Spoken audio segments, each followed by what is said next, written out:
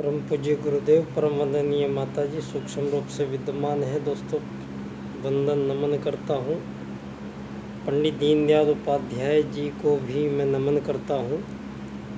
दोस्तों, आज के दिन मैं आप लोगों से ये दो चित्र यहाँ पर दिख रहे हैं। एक चित्र परम पूज्य गुरुदेव का है, माँ गायत्री का है, और एक चित्र नीचे ये पंडित दीनदयाल उपाध्याय जी का है। तो परम पूज्य गुरुदेव के परिचय की किसी को आवश्यकता नहीं है। दोस्तों, वो एक शरीर धरती पे जन्म लेता है और पूरे अध्यात्म शास्त्र को, जो हमारा हजारों साल पहले का जो योग विज्ञान था, यज्ञ विज्ञान था, हमारा जो गायत्री मंत्र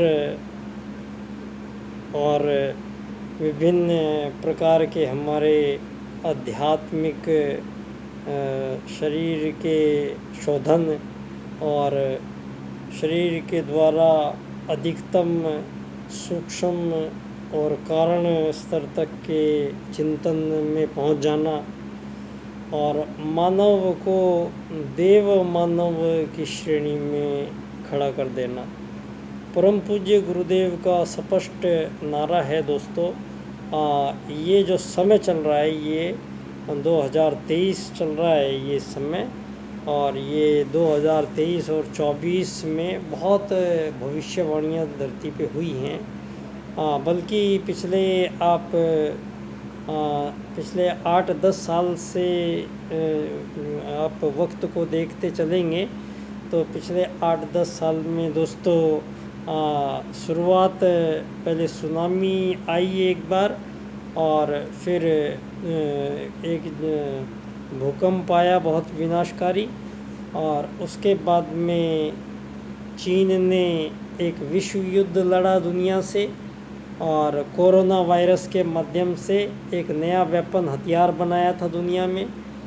और दुनिया में ये हथियार ऐसा चलाया, किसी की समझ में नहीं आया, किसी को दिखाई नहीं दिया, और किसी भी राष्ट्र के पास इसका कोई ये तुरंत उपचार नहीं था।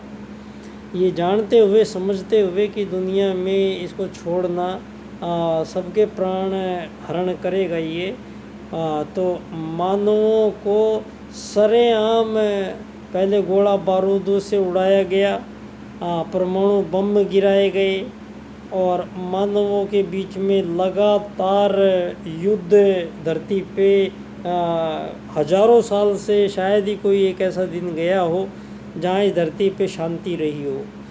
तो मानवों के बीच में इतना बैर, मानवों के बीच में इतना विभाजन, ये अमीर गरीब का इतना बड़ा अंतर, ये मालिक नौकर का ये मानव की गरिमा गौरव को समाप्त कर देने वाला ये शोषण का तंत्र, ये धन तंत्र, ये मालिक नौकर का रिश्ता, ये धरती पे ये दोस्तों मानवों के बीच में मानवों की ही पिछले 1000 साल से यहाँ युद्ध लड़े जा रहे हैं, मानवों का ही शोषण हो रहा है मानवों द्वारा, मानव ही मानव का दुश्मन बना हुआ है। बाकी और भी 84 लाख प्रकार के जीव जंतुओं को मैनेज किया गया है। उस क्रिएटर ने इन सब की जो क्रिएशन की है, इनकी क्रिएशन में हजारों लाखों साल से दोस्तों एक ही प्रजाति में एक चिड़िया है, तो सारी दुनिया में कितनी चिड़िया हैं, एक ही प्रजाति में आप गिनोगे तो करोड़ों की भी संख्या कम पड़ जाएगी। तो एक एक जीव की इतनी बड़ी जनसंख्या है, और उस सारी जनसंख्याओं को लगातार लाखों साल से नियमित भोजन प्राप्त होते रहना, नियमित ऑक्सीजन प्राप्त होते रहना, नियमित उनको पानी मिलते रहना, जो उनकी आवश्यकता है हर जीव की, नियमित लाखों साल से वहाँ उनको बिना कोशिश किए ही उनको प्राप्त होती है। और जीवन रहना उनके लिए कोई समस्या नहीं है, जीवित रहना उनके लिए एक चुनौती नहीं दी गई है।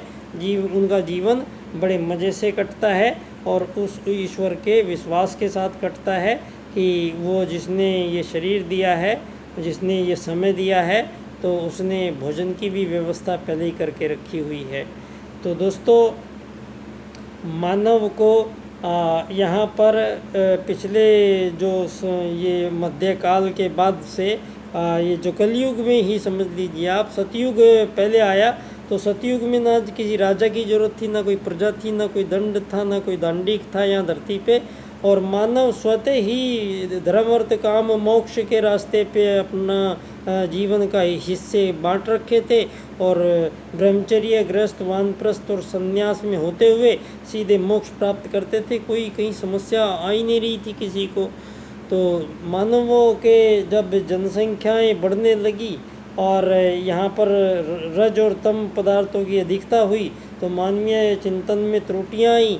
तो मानव ने अखाद्य पदार्थों का भक्षण शुरू किया।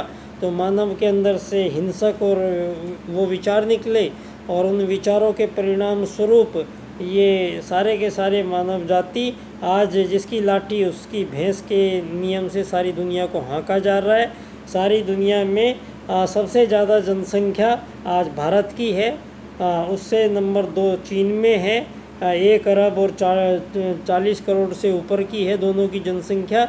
और बाकी तीसरे नंबर का देश दुनिया में अमेरिका है जिसकी टोटली जनसंख्या 40 करोड़ होगी, 40-45 करोड़।